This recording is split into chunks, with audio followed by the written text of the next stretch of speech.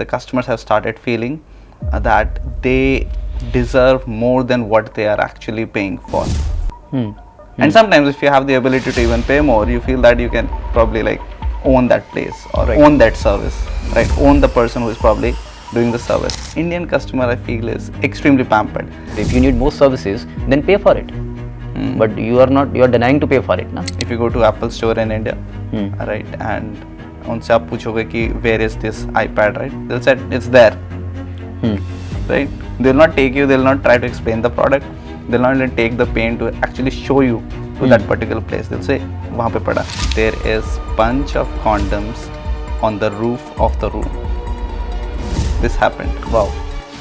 The customer walked into a pizza store and he asked for pizza, and they said, okay, you can wait for 10 minutes and we will box your pizza and you can go home. After 2 minutes, he got so agitated, he went back and came with a gun. Classic America.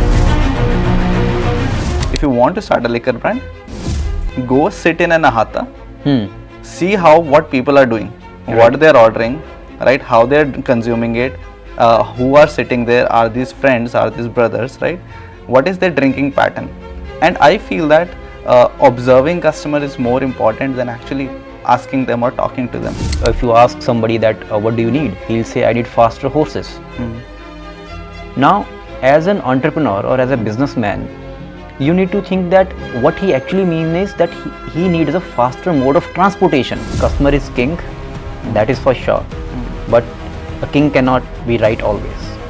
Exactly. There are ample stories. There are ample stories for that.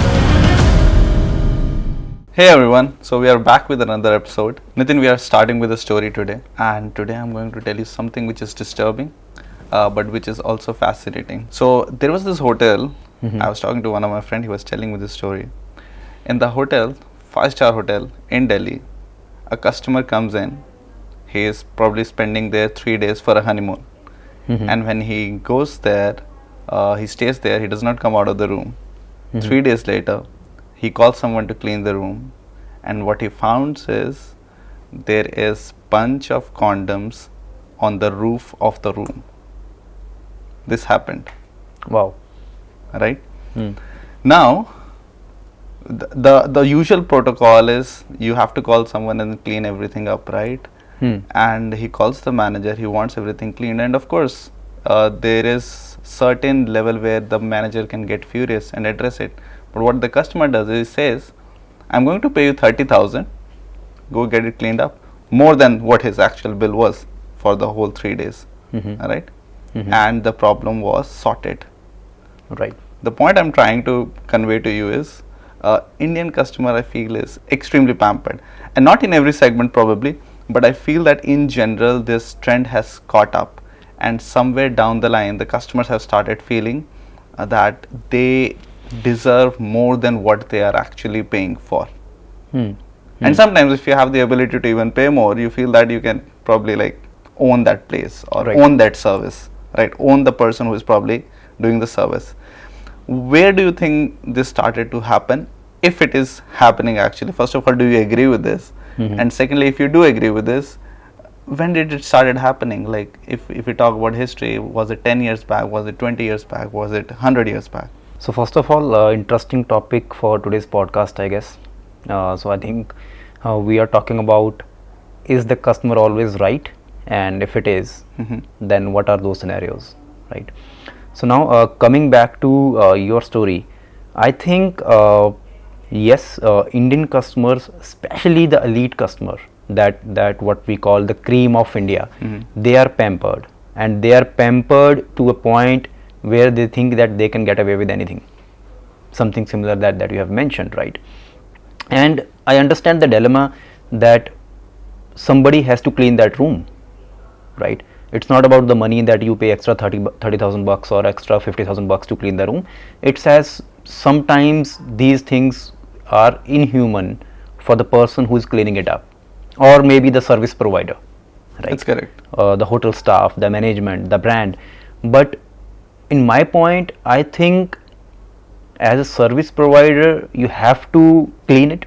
You cannot, you cannot deny it. You cannot argue with it, or you cannot make a fuss about it. But the least you can do is you can tell the customer outrightly, politely, that yes, this is a wrong thing to do, and we will not tolerate this the next time. And I think that should be there. Apart from whatever he is paying, that should be conveyed to the customer, because I personally feel that customer is not always right. There are certain things, there are certain scenarios, there are certain situations where you have to face your customer and tell him outrightly, and yes, politely, that no, this behavior will not be tolerated, and as a business, as a service provider, we will get it rectified this time, but you have to be very careful with us the next time. So I think that's where my stand is in terms of the story, in terms of what needs to be done in this case. So now coming to the second aspect of it, that when did this start happen, like when was the actual phase when we could see that okay, this is the point where Indian customer starts getting pampered. I think that started back in 2011 2012 when the e-commerce boom happened. So I'll give you a context, right? So what happened was that e-commerce was new, and businesses like Flipkart, at Amazon, I guess there was Infibeam at that time, Snapdeal. So these startups needed something that Indian customers will adapt and have a habit of ordering online, because this was something very new to India or Indian customers. So they offered COD, cash on delivery, which is very unique to India, and it was very, very successful. And free returns, again a very successful idea, and free returns with no question asked. Even today on Myntra, you can order 10 articles, you can try each one of them, and you can return 9 back, right? So these were the offers and services that they combined and launched, I guess back in 2011, and that's where the Indian customers or the lead customers or the customers who are having money to spare, they have started getting pampered a lot, or I would go on to say spoiled. Because if you can order 5 articles and you can try every one of them and send back all 5 without having a penalty to pay, I think that's outrageous for a business or a service provider to maintain. And it's nowhere in the world that you can do that. It's only applicable in India and Indian context. And I think that kind of rubs on to the whole customer persona in India, and their aspirations of expectations, I would say, from a business, if you are providing a service or a product, they are skyrocketing. And sometimes I would say unfair to a business. So I'll step back a little. So first thing that you did mention was regarding telling customer outrightly that this is not correct. So this makes me think that everyone can do that. In fact, everyone wants to do that, but there is a point where you feel that you risk losing the customer. And every time you feel that there is a risk losing the customer, you feel that this phenomena will probably rub off to a large set of customers, and this will impact your brand, right? Right. So one thing that I do understand, even as a businessman, is that you have to ultimately please your customer. You have to help them. The service has to be top notch. But there is a point where it stops. Right? What is that point? And do you feel that this can be replicated across industries? I think it's not about a break-even point that I will not provide a service beyond a point. As I said, that if something is not aligned with your business or something unfair is demanded of you, you can deny it politely for the very first time, or maybe you can service it that particular moment, but you can tell the customer that we will not tolerate it for the next time. So this brings me to the second part that you were mentioning, right? Which is regarding cash on delivery. I was talking to one of my friends very recently, and he has left his job. He was head of digital marketing at this large company. He left his job, and he is so frustrated with some set of customers who are ordering on cash on delivery, and they just refuse to accept the delivery when it's at their doorstep. Yes. Like what a behavior. Like no businesses will be profitable in a scenario like this. because you're paying every time an order is coming back. And specifically, like even with a lot of my clients, what I have felt is it's not that the product is bad, it's not that they're not able to generate sales, it's just that there are certain parts of the business and customer behavior which is also impacting the business. So in this case, specifically the cash on delivery part that you talked about, right? So I think everyone out there, everyone who is running an e-commerce business, for instance, they are struggling with this particular aspect. One thing that I want to ask is, like, do you think this is happening primarily with the service business, and the nature of services like that you cannot avoid it, it's going to happen? And we know that companies which go to lengths to like please their customers, Amazon is one of them. There is a brand in the US called Zappos, everyone has heard about it, right? Like they go to extreme length to please their customers. Hotel industry, the example that I started with, they really want to do that. Do you think it's the nature of the service which kind of allows or which facilitates this kind of behavior on the customer's end? Yes, to some extent, but it's not just about, I guess, the nature of the business. I think it's also cultural. I think Indian customers, specifically Indian customers, are spoiled. So even if we talk about Amazon, Amazon is offering free exchange from your doorstep. Amazon is not offering free exchange from your doorstep in all countries. Yes, this is India specific. That's correct. India specific. And then if you ask this question, then why? Why they have to do it? Why not in other countries if they if they want to go to any length to please their customer? Does that mean that Indian customers need more, let's say, servicing than the other set of no, simply we are spoiled. I mean, it's not that. I mean, it's a polite way of saying that I need more services. What do you mean when you say you need more services? If you need more services, then pay for it. But you are denying to pay for it, na? It's not like I'm willing to pay extra 1%, extra 5% if you are offering me a free exchange. I'm not willing to pay that. I want it for free, right? So I think somewhere we know that with a population like ours, and with a very small population who can actually buy online, and within that population, very small population who can buy, I will say, mid or high level goods, right? Somewhere businesses spoiled our behavior, and that rubs off to every other services we see. Right. But I think even in this case, I think some industries are there where I see the customers are not spoiled. I was actually about to ask this to you, yes. And I think healthcare is one of them. Correct. Right. I don't see this pattern in healthcare. The customer is very well behaved.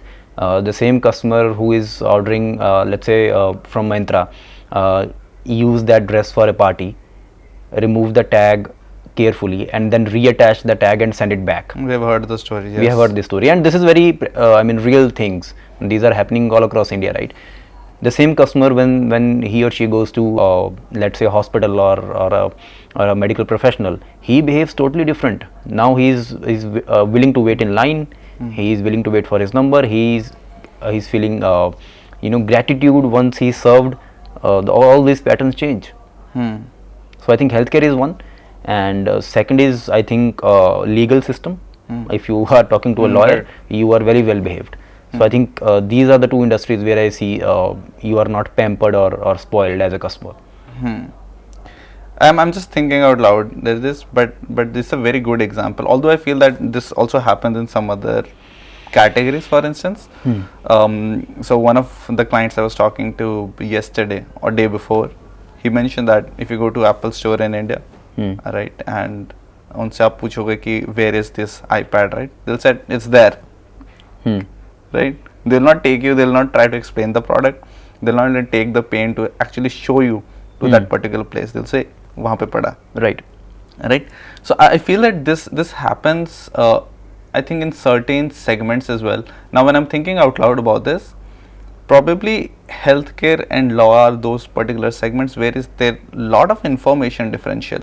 I mean, I think you need to explain it a bit more when you say information differential. Yes. So the service provider and the person who is getting the service, there is a lot of information mismatch. So what the doctor knows, the customer does not. Right. Similarly, in the case of law, what the lawyer knows, the customer or the client does not. Right. So when there is a large information differential, I feel the customers cannot demand a lot of things. I think this was happening across a lot of interests. For instance, even finance a few years back, if you look at it. Right. Now, since this mutual fund Sahi Hai campaign has come up, everyone knows what it is. Right. Everyone is at least vocal about it. At least they are not at a place where they cannot converse about it. Right? So I feel that this information differential creates a space where the customer can demand a lot, which is a good and a bad thing. Good in the sense that they know what they really want, but there comes a point again where they want probably more than they think they deserve. Right. I think definitely information differential is a thing, but when you were explaining mutual fund example, I think it also has to do with a lot of advertising, because when we are discussing, I think these are the only two industries who are not allowed to advertise. Pharma cannot advertise, lawyers cannot advertise, right? So customers are not aware that what are the options they have, but in case of other industries, they are very well aware what are their options. So basically what you're saying is, I'm just cutting you there, what you're saying is advertising creates a space where customer gets more knowledgeable, and this information differential between the service provider and the service taker, it's like evened out. Right, definitely. Hmm. And I think that's what advertising is doing all those years. At least if it will not provide you a lot of information, you will be well aware of your choices, that what are the options you have. Right. So even today, if somebody is suffering from cancer, he or she is not aware what are the specialist hospitals across North India, or maybe pan India. Yeah. If you start counting, you will stop at 3 or 4. That's correct. That's right? correct. And same is with law. I think that a lot of advertising enable that differential will not be there, and you will be well aware of your choices. But here is a very interesting caveat. Do you think advertising should be made like okay for the healthcare, pharma, and also the legal firms as well as lawyers? Because in that case, probably the customer now knows more. Definitely, and they will also take the pain to explain things to customer more. Yeah, definitely. See, I'm always a supporter of free markets, and I don't think restriction of advertising help the case, right? Definitely, the customer needs to be well aware. There may be certain regulations, but restrictions should not be there. Regulations is fine. You want it to be regulated. You want it to be initially that customers will not be misinformed in any way, and that is fine. But restrictions are not serving the purpose. So, for example, in pharma, we know that there are same salt available in generic, and the same salt is made by let's say big pharma companies, right?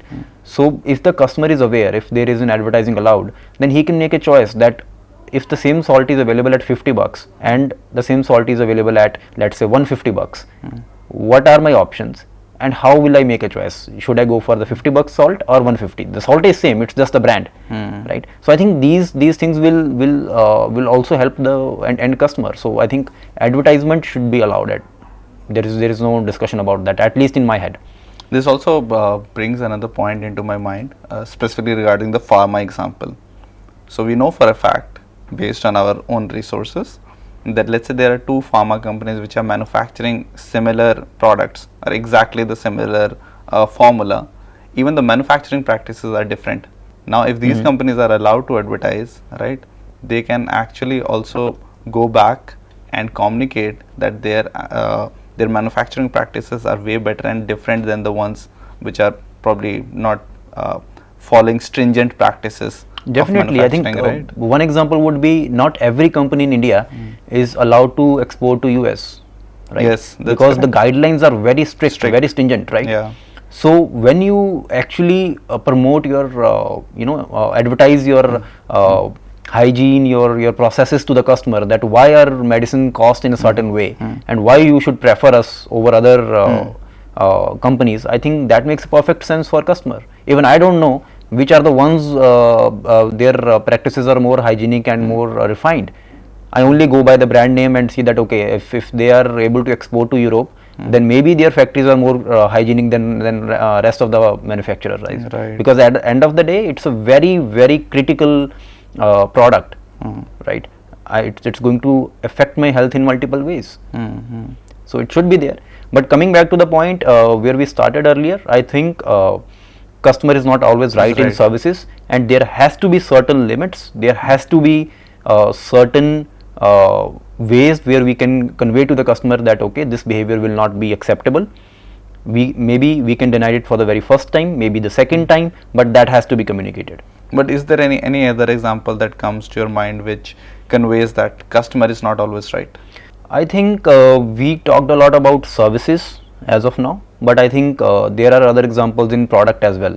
So I think in product it make more sense, because right now we talked about customer behavior, that the customer behavior is not always right, but sometimes customer doesn't even know that what they want. As an entrepreneur, it's your choice, or it's your ability to understand that what customer actually needs. And I'll tell you a story around it. So few years back, when we were making our SaaS product Vessel, so we had initial customers, around 1,000 customers, right? And so the idea was that we send them a form with a list of choices, that these are the options you have as a next feature, and what would you like to have.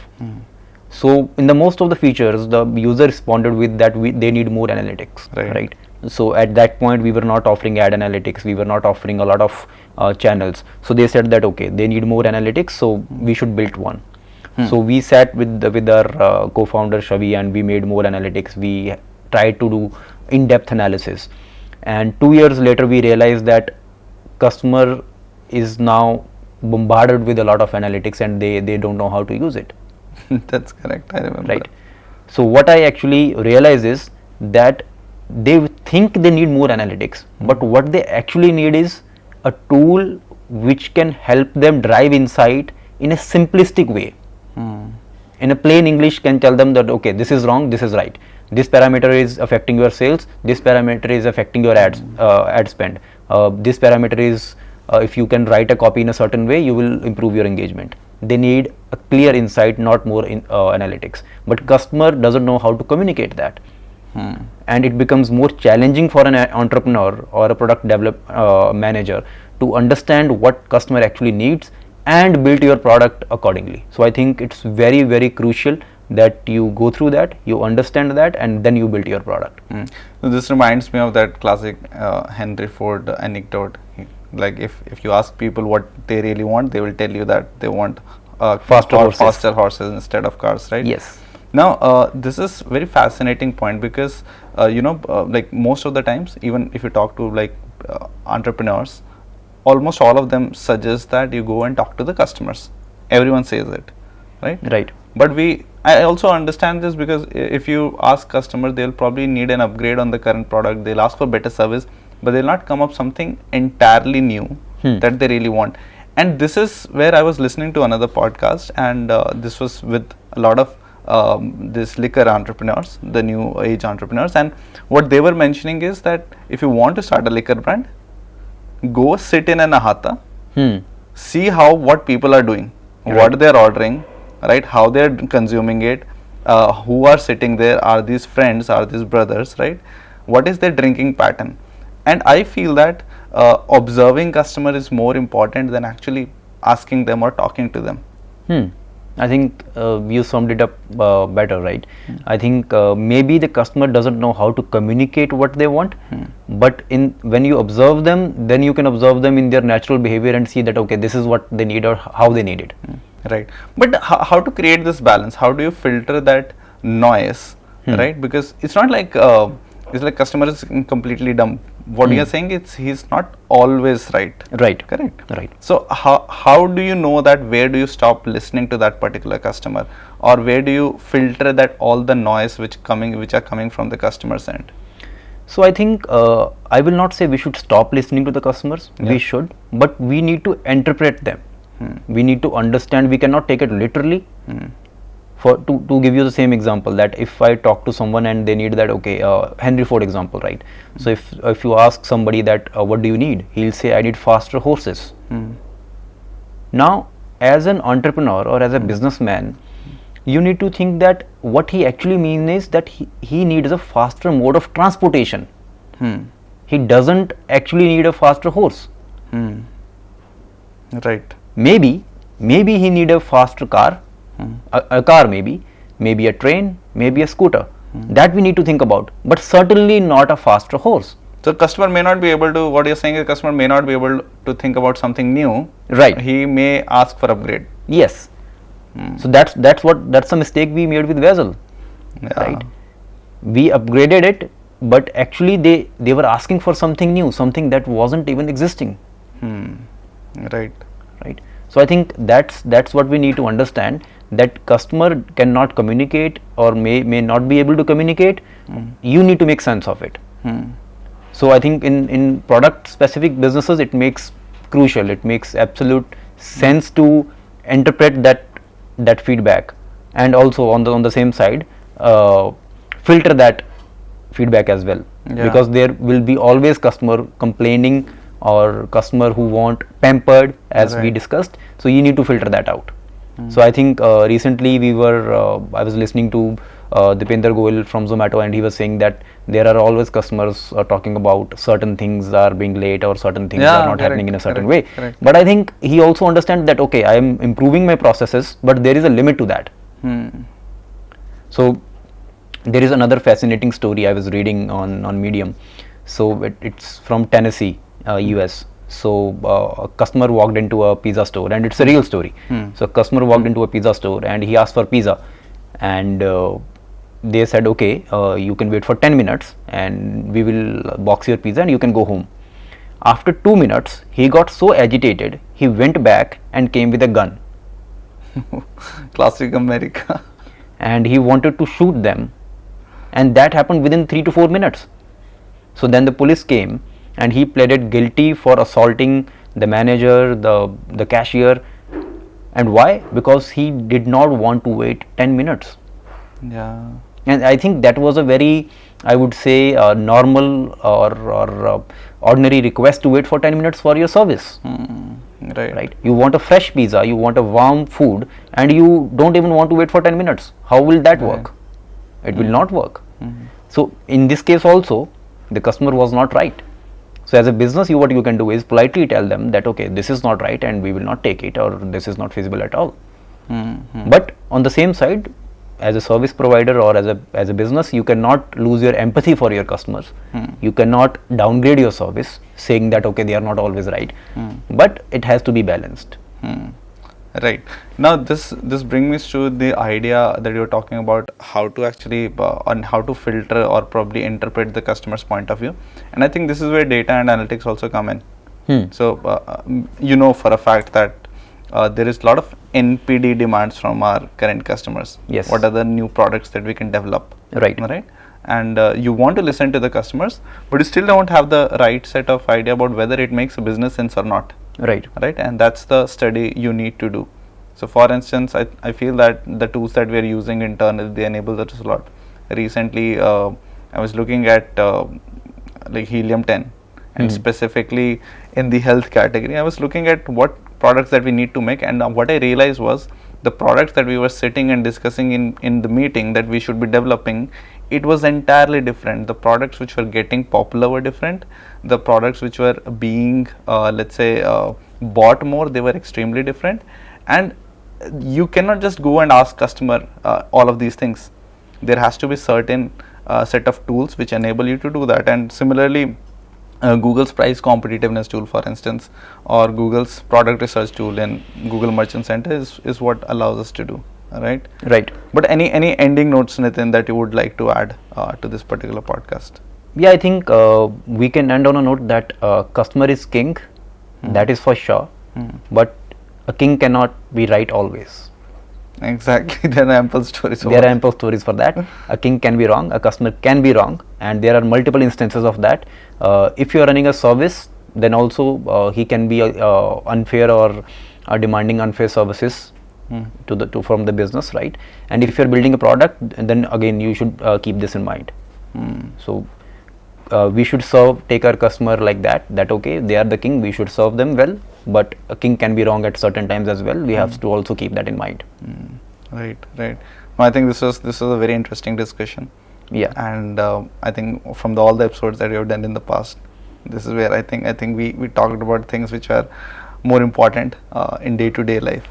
And I think to our listeners, if you have any stories where the customer wasn't right, or where you think the business could have done better, please write us in the comments. We would love to talk to you, or we will love to hear your stories. And I think the takeaway is king is always not right. King is always not right. Yeah. Right. All right. Yeah. Thank Bye-bye. you. Thanks, Bye-bye. guys.